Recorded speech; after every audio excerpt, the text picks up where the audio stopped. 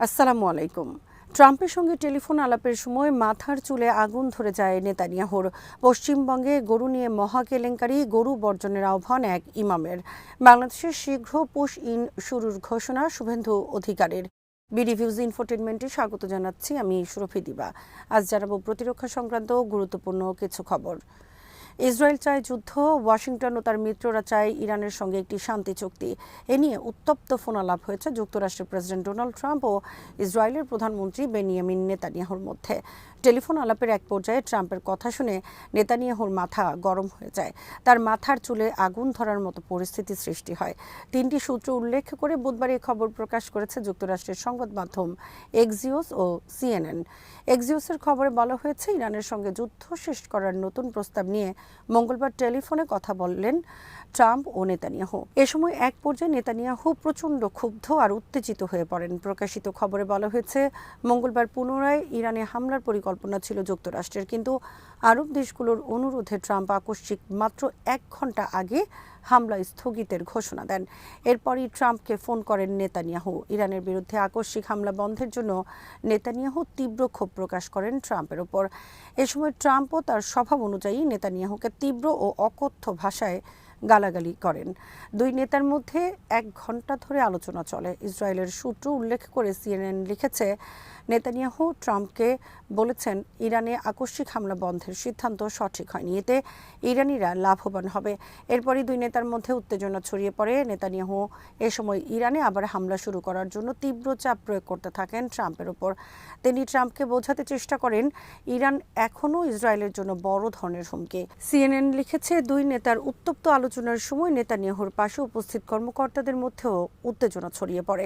Axios জানিয়েছে, Netanyahu চলমান আলোচনা নিয়ে অত্যন্ত অখুশি এবং তিনি ইরানের সামরিক সক্ষমতা আরও হ্রাস করতে ও গুরুত্বপূর্ণ অবকাঠামো ধ্বংস করে দেশটিকে দুর্বল করার জন্য আবার যুদ্ধ শুরু করতে চান। ট্রাম্প বুধবার সাংবাদিকদের বলেন, নেতানিয়াহুকে সেটাই করতে হবে যেটা আমরা চাইব। এ যুদ্ধে বর্তমানে চালকের আসনে রয়েছি আমি নিজে। ইরানের উদ্দেশ্যে তিনি বলেন, হয় একটি চুক্তি করুন, না হলে আমরা এমন কিছু করব যা হবে অনেক কঠিন। ওয়াশিংটন যদি শতভাগ সঠিক উত্তর না পায়, তাহলে আবার খুব দ্রুত যুদ্ধ শুরু হতে পারে। যুক্তরাষ্ট্রের আলোচিত সাংবাদিক টাকার কার্লসন সম্প্রতি এক সাক্ষাৎকারে বলেছেন, ট্রাম্প হলেন নেতানিয়াহুর কেনা গোলাম। নেতানিয়াহু যা চাইবে তাই করতে বাধ্য ট্রাম্প। প্রকাশিত খবরে বলা হয়েছে, ট্রাম্পকে নিয়ে অ্যাপস্টাইন কেলেঙ্কারি সহ আরও অনেক গোপন ভিডিও রয়েছে ইসরায়েলের কাছে, যার মাধ্যমে তারা ট্রাম্পকে ইচ্ছামতো ব্যবহার করছে। বস্তুত ইসরায়েল এভাবেই যুক্তরাষ্ট্রের প্রায় সব প্রেসিডেন্ট ও প্রভাবশালী রাজনীতিবিদ ও ক্ষমতাবানদের নিয়ন্ত্রণ করে থাকে। এমনকি যুক্তরাষ্ট্রের জনপ্রিয় প্রেসিডেন্ট জন এফ কেনেডি ইসরায়েলের বিরুদ্ধে অবস্থান নেয়, তাকে হত্যার পেছনে ইসরায়েলের হাত রয়েছে বলে মনে করেন অনেক বিশ্লেষক। ইরানের প্রেসিডেন্ট মাসুদ পেজিশকিয়ান বলেছেন, সংলাপ মানে আত্মসমর্পণ নয় এবং তেহরান জনগণ ও দেশের আইনি অধিকার থেকে পিছু হটবে না। পররাষ্ট্র মন্ত্রণালয়ের মুখপাত্র ইসমাইল বাঘাই বলেছেন, আলোচনা কেবল তখনই সফল হতে পারে যদি যুক্তরাষ্ট্র ইরানি জাহাজের বিরুদ্ধে তার জলদস্যুতা বন্ধ করে এবং জব্দকৃত তহবিল ছাড়তে রাজি হয়, এবং একই সাথে ইসরায়েলকে লেবাননে তার যুদ্ধ বন্ধ করতে হবে। উগ্র হিন্দুদের দল বিজেপি পশ্চিমবঙ্গে ক্ষমতায় আসার পর গরু জবাই নিয়ে চলছে এক মহা কেলেঙ্কারি। আসন্ন কোরবানি সামনে রেখে রাজ্য সরকারের পক্ষ থেকে নির্দেশ জারি করা হয়েছে, প্রশাসনের অনুমতি ছাড়া কেউ গরু জবাই করতে পারবে না। কেবলমাত্র অতিশয় বৃদ্ধ, চাষাবাদে অক্ষম, অসুস্থ গরু জবাই করা যাবে। এরপর কোরবানি সামনে রেখে হিন্দু গরু ব্যবসায়ীদের মধ্যে তীব্র ক্ষোভ আর অসন্তোষ ছড়িয়ে পড়ে। অনেকে রাস্তায় নেমে বিক্ষোভ শুরু করে সরকারের বিরুদ্ধে। এরই মধ্যে পশ্চিমবঙ্গের এক প্রভাবশালী ইমাম মুসলমান সম্প্রদায়ের প্রতি আহ্বান জানিয়েছেন, গরু কোরবানি না করার এবং গরুর মাংস খাওয়া সম্পূর্ণ বন্ধ রাখার। এই ইমাম হলেন কলকাতার ঐতিহাসিক নাখোদা মসজিদের মাওলানা মোহাম্মদ শফিক কাসেমি। তিনি মুসলমান সম্প্রদায়ের প্রতি বলেন, উগ্র হিন্দুদের শিক্ষা দিতে হলে গরুর বদলে ছাগল কোরবানি করুন আর গরুর মাংস পুরোপুরি বর্জন করুন। আমরা গরু কেনা বন্ধ করলে তারা কিভাবে গরুর ব্যবসা করে আর গরুর দুধ কোথায় পায় তা আমরা দেখব। ইমামের এই আহ্বানের পর পশ্চিমবঙ্গের বিভিন্ন এলাকায় হিন্দু গরু ব্যবসায়ীরা ব্যাপকভাবে রাস্তায় নেমে আসে এবং সরকারের বিরুদ্ধে তীব্র ক্ষোভ শুরু করে। বুধবার বিভিন্ন এলাকায় পুলিশের সঙ্গে সংঘর্ষে জড়ায় তারা। অনেক কৃষক জানিয়েছেন, মুসলমানরা গরু কেনা আর গরু খাওয়া বন্ধ করে দিলে তাদের গলায় দড়ি দেওয়া ছাড়া আর কোনো উপায় থাকবে না, কারণ অনেক কৃষক ঋণ নিয়ে গরুর ব্যবসা করে থাকেন। গরু নিয়ে পশ্চিমবঙ্গে চলা মহা কেলেঙ্কারির অনেক ভিডিও ব্যাপকভাবে ছড়িয়ে পড়েছে সামাজিক যোগাযোগ মাধ্যমে। এতে দেখা গেছে গরু ব্যবসায়ী নারী পুরুষ তীব্র ভাষায় গালিগালাজ করছেন নতুন মুখ্যমন্ত্রী উগ্র ও মুসলিম বিদ্বেষী শুভেন্দু অধিকারীর বিরুদ্ধে। এরই মধ্যে ভাইরাল হয়েছে মুসলমান এক পরিবারের দাওয়াত খেতে গিয়ে শুভেন্দুর 3 বাটি গরুর মাংস খাওয়ার ভিডিও। ফলে তাকে এখন সবাই আখ্যায়িত করছেন এক মহাভণ্ড আর প্রতারক হিসেবে। এদিকে রাগে ক্ষোভে অনেক গরু ব্যবসায়ী রাস্তায় তাদের গরু ছেড়ে দিয়েছেন। ছড়িয়ে পড়া ভিডিওতে দেখা গেছে রাস্তায় অনেক গরু দৌড়াদৌড়ি ও মারামারি করছে। ব্যস্ত রাস্তায় গাড়ির নিচেও চাপা পড়ছে গরু।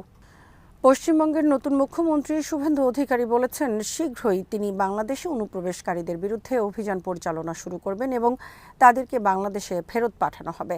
একই সঙ্গে সীমান্তে কাটা তারের বেড়া নির্মাণের কাজও নতুন করে শুরুর ঘোষণা দিয়েছেন বুধবার শুভেন্দু তার কার্যালয়ে বিএসএফ কর্মকর্তাদের সঙ্গে বৈঠকে কথা বলেছেন 2019 সালের বিতর্কিত নাগরিকত্ব সংশোধনী আইন সিটিজেনশিপ অ্যামেন্ডমেন্ট অ্যাক্ট বা সিএএ নিয়ে। বৈঠকে তিনি এ আইন পশ্চিমবঙ্গে কার্যকরের ঘোষণা দিয়েছেন। নাগরিকত্ব সংশোধনী আইন সিএএ প্রসঙ্গে তিনি বলেন, যারা সিএএ এর আওতায় পড়ে না তাদের অবৈধ অনুপ্রবেশকারী হিসেবে বিবেচনা করা হবে। এমন ব্যক্তিদের রাজ্য পুলিশ গ্রেফতার করে বিএসএফ এর হাতে তুলে দেবে এবং পরে তাদের দেশ থেকে বের করে দেওয়া হবে। শুভেন্দুর এ বক্তব্য ঘিরে পশ্চিমবঙ্গের রাজনৈতিক অঙ্গনে নতুন বিতর্ক তৈরি হয়েছে। সীমান্ত নিরাপত্তা, অনুপ্রবেশ এবং নাগরিকত্ব ইস্যু আরও রাজ্যের রাজনীতির কেন্দ্রবিন্দুতে উঠে এসেছে।